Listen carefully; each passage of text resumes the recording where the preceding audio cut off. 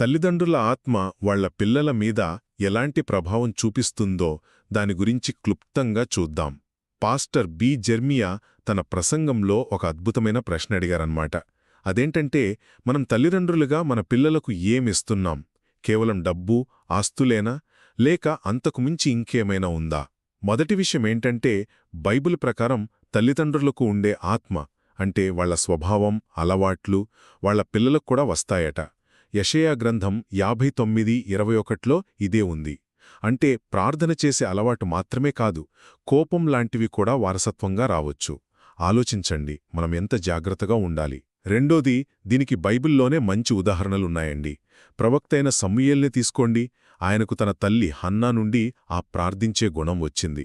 అలాగే తిమోతికి అంత బలమైన విశ్వాసం ఎక్కడించొచ్చిందంటే అది వాళ్ల అమ్మ యునీకే, అవ్వలోయి నుండి వచ్చిందే. ఇక చివరిగా, ఒకవేళ మీ పిల్లలు ఇంకా విశ్వాసంలోకి రాలేదని బాధపడే తల్లిదండ్రులుంటే మీకోసం ఒక ముఖ్యమైన మాట. వేరు పవిత్రంగా ఉంటే కొమ్మలు కూడా పవిత్రంగానే ఉంటాయంటారు కదా. మీ భక్తి, మీ ప్రార్థనలు ఖచ్చితంగా మీ పిల్లలపై ప్రభావం చూపిస్తాయి. కాబట్టి కొంచెం ఓపిక పట్టండి.